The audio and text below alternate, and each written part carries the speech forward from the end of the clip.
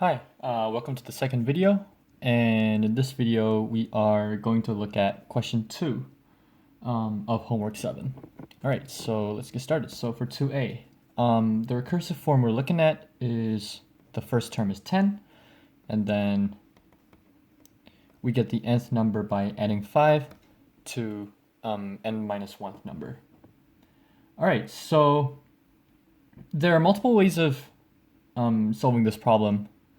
You can either, okay, so this is one method. So 10 is the first number, and then you can see that the common difference is going to be 5. Like, you can tell that this is an arithmetic sequence, right? So in this arithmetic sequence, the common difference is going to be 5, and the first number is going to be 10.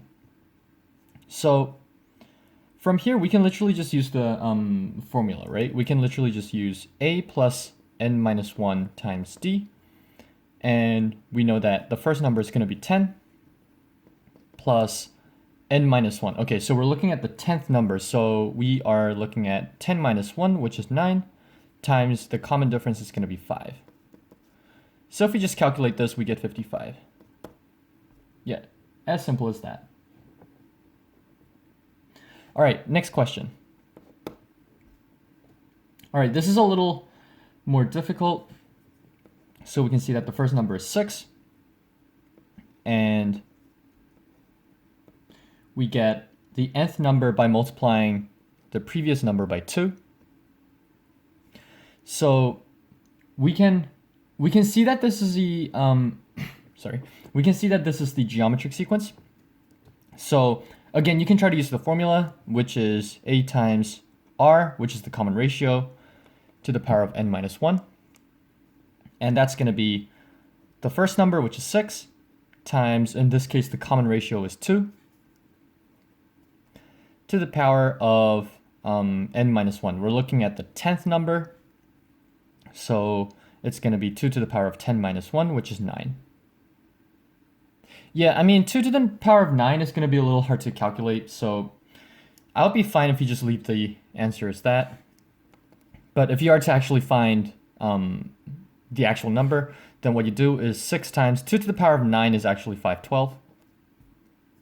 And then if you do the multiplication, you should get, let's see, 3072, if my math is correct. So yeah, this is question B. All right, moving on to question C. Question C is a little different because this is not arithmetic nor geometric sequence. So there are two ways of going about this. One way is to actually start from 3. So A1, we said is 3. And then looking at the recursive form, which is AN is equal to 2n plus 1. Oh, I see. Okay, so here's a little bit of a typo. Okay. I will solve the question so that it's written on the okay, so I'll solve the question in a way that is written on the worksheet, and I'll tell you what I actually meant, and then solve the question that way. When I grade the homework, I'm not gonna penalize you for doing the question either way. And in fact, like, I don't think I'm even gonna grade this question because I made a typo here. All right, so on the worksheet, it's written as 2n plus 1. What I actually meant was 2 times a of n minus 1 plus 1. This is my bad. My apologies. All right, so looking at the table, if we use this form, yeah, why did I even do this? Okay, so looking at this form, we have A1, which is the first term, is going to be 2 times 1 plus 1, which is 3. Coincidentally, this works out somehow. When n equals 2, we get AN is equal to 5, and then 3. This is literally just substituting these numbers into this formula. So we get 7, 9, ... Okay, so in fact, we actually have an arithmetic sequence here. And then if we find the 10th number, you'll be able to see that you actually get the number 21. All right, what I actually meant was 2 times a of n minus 1 plus 1. All right, so if we do this,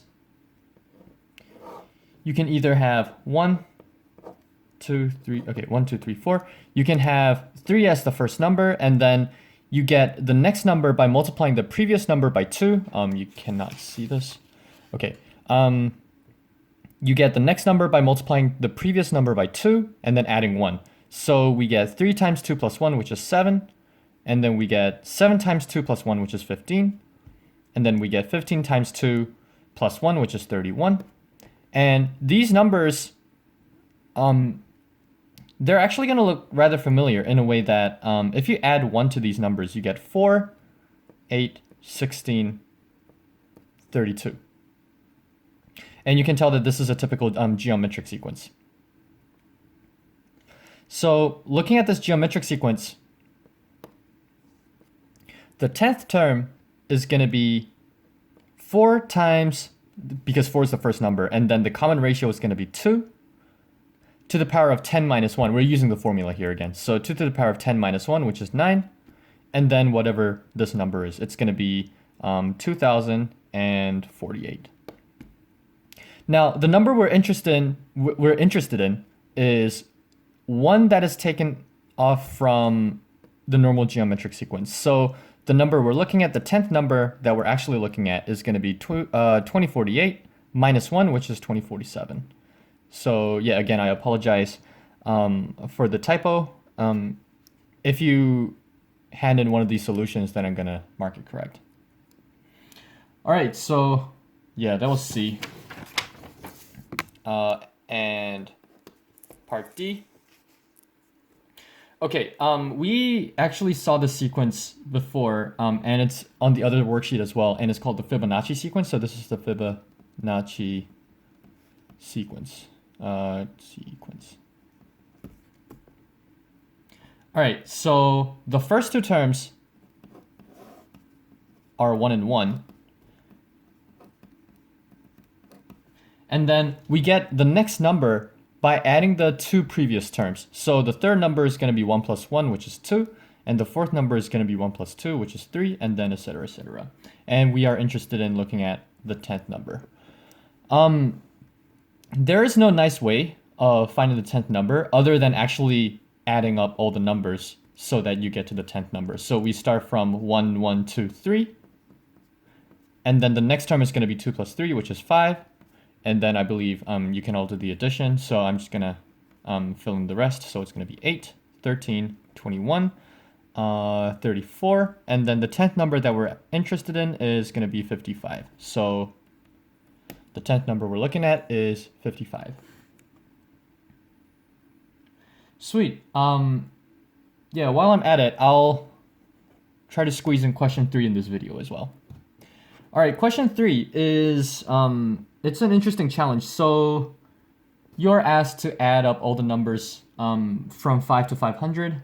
Well, add up all the multiples of 5 between 5 and 500. So it's going to be 5 plus 10 plus 15 plus all the way up to 500.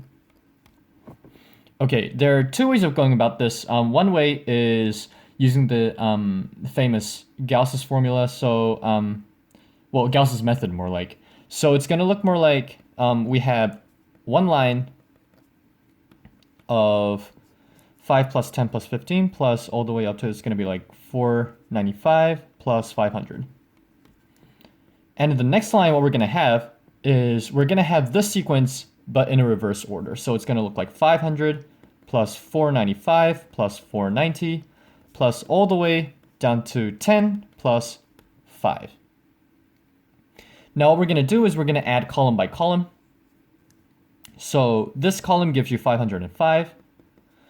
This column also gives you 505. And one thing you notice is you're going to get 505 for every column.